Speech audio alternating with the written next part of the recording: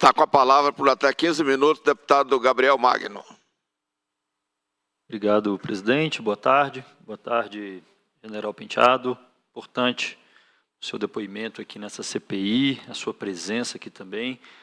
General, é importante porque não é comum, né, termos generais aqui nessa casa e é fundamental para as pessoas que acompanham o desenrolar das investigações também possam escutar, né, figuras que ocupavam espaços relevantes e muito importantes na própria estrutura democrática do nosso país, da República Brasileira.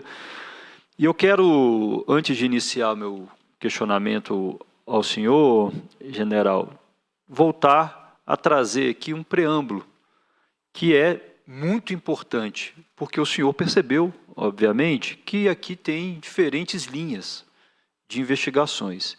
Alguns que negam a própria realidade do que aconteceu, não só no dia 8, que é objeto dessa CPI, mas também o que aconteceu no dia 12 de dezembro, o dia da diplomação do presidente eleito, Lula, com os atos terroristas que aconteceram aqui na capital desse país, e o próprio objeto dessa CPI é investigar os atos preparatórios e executórios desses dois momentos, entre esses dois momentos, o dia 12 de dezembro e o dia 8 de janeiro. E por que eu falo isso, general? Porque, para nós, o que aconteceu no dia 8 de janeiro não foi um fato isolado. Não foi uma simples manifestação que foi convocada aleatoriamente para algumas pessoas que chegaram aqui desavisadas e teve um apagão nas forças de segurança e a invasão dos 3 prédios da República. O que aconteceu no dia 8 de janeiro foi uma tentativa de golpe de Estado, que, para poder acontecer, precisou de organização, de mobilização, de um sentido, inclusive, de ser capaz de mobilizar várias pessoas, com a tentativa até de instaurar o caos na capital da República para o golpe ser consumado. Algumas pessoas que vieram aqui, sentado na sua cadeira, chegaram a dizer, expressamente, os terroristas que tentaram explodir uma bomba na capital da República, dia 24 de dezembro, disseram expressamente.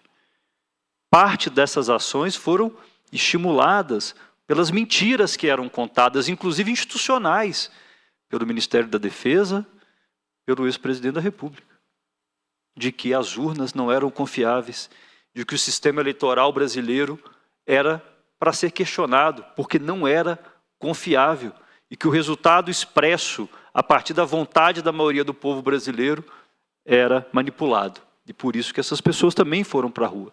Agora, para acontecer, uma linha importante dessas investigações é que também precisou ter conspiração, sabotagem e falta de muito cuidado e preparo por quem deveria cuidar desse processo. Eu quero trazer isso porque o senhor colocou aqui na sua fala anterior que não há possibilidade de sabotagem por nenhum membro do Exército Brasileiro ou das Forças Armadas e que os militares, todos eles que o senhor conhece, têm apreço pelo Estado Democrático Brasileiro e disse até depois que poderia ter sido evitado o ataque ao dia 8, a entrada no Palácio do Planalto.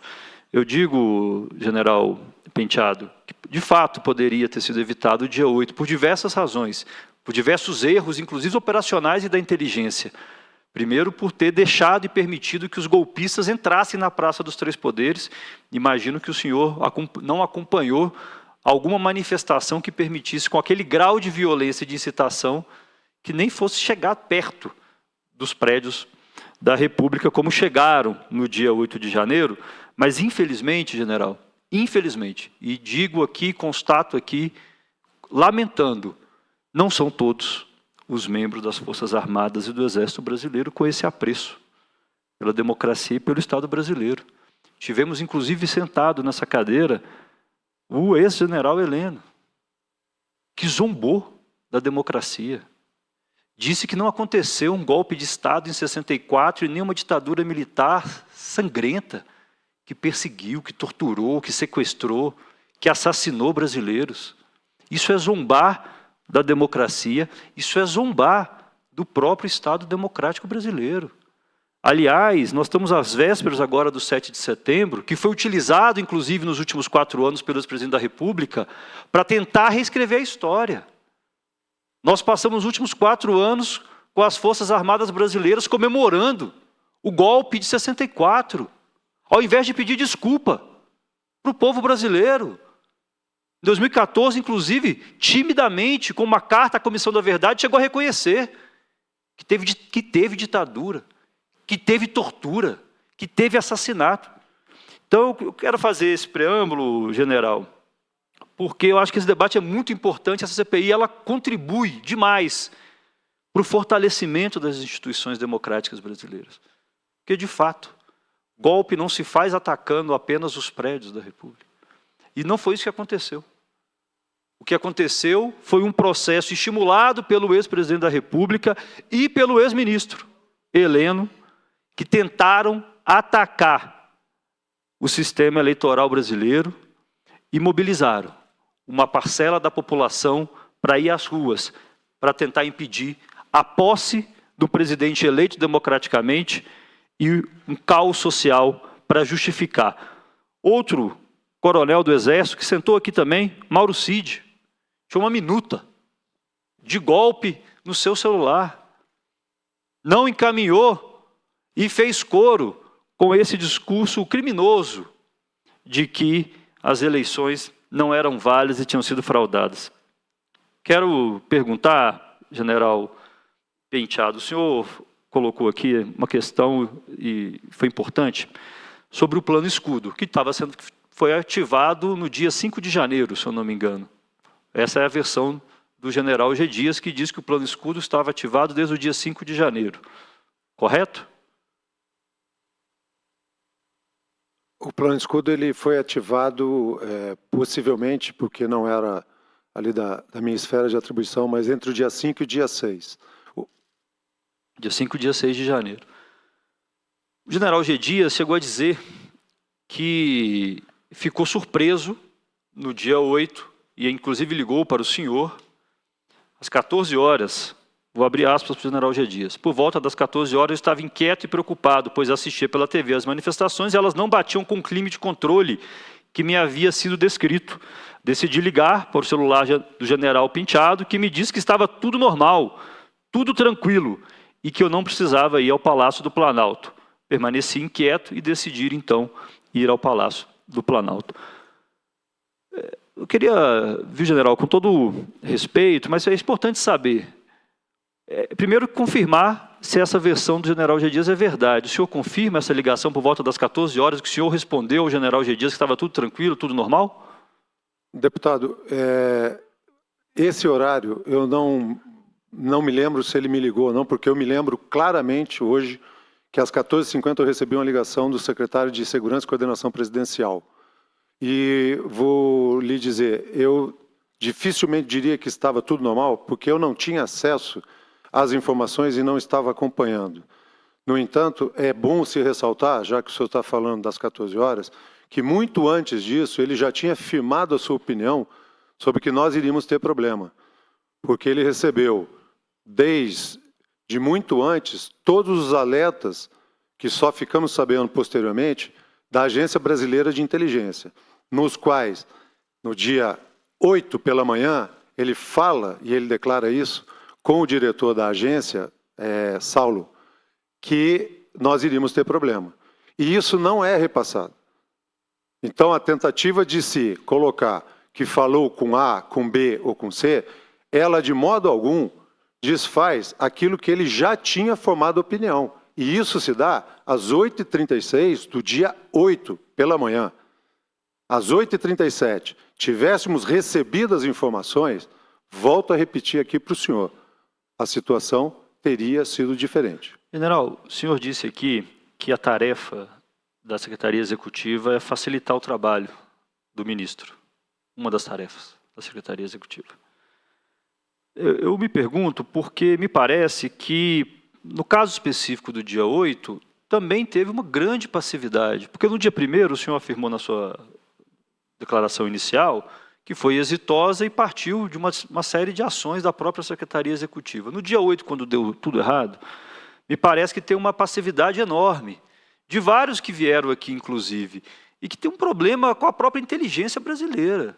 Eu não estou falando de agora ou para trás, Mas as informações que são ditas aqui nessa CPI nos deixam muito preocupados. Como pode a estrutura da inteligência brasileira agir de maneira tão passiva sobre uma ameaça que era pública?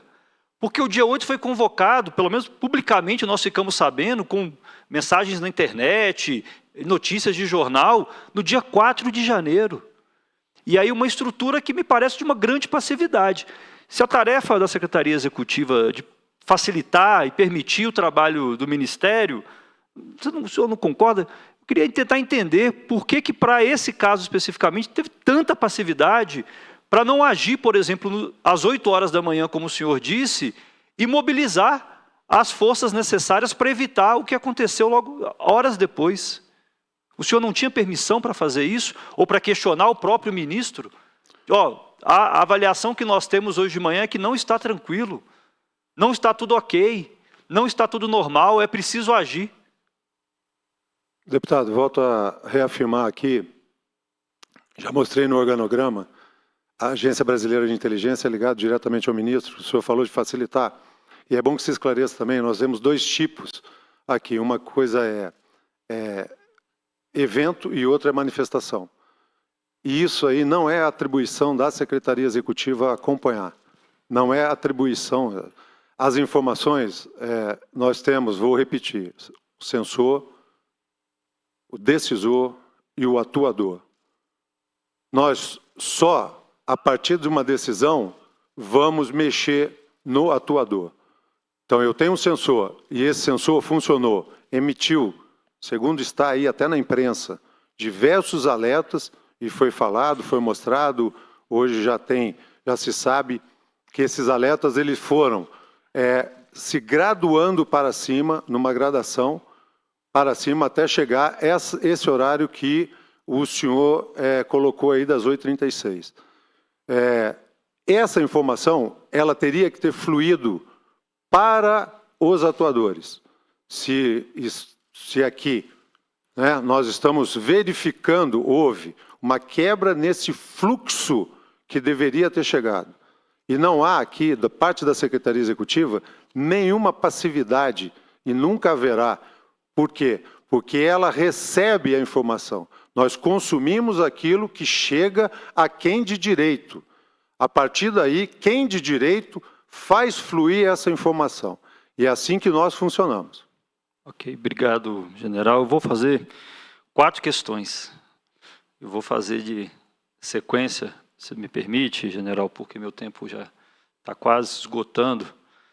E aí acredito que o presidente, obviamente, permitirá que o senhor esclareça algum desses pontos.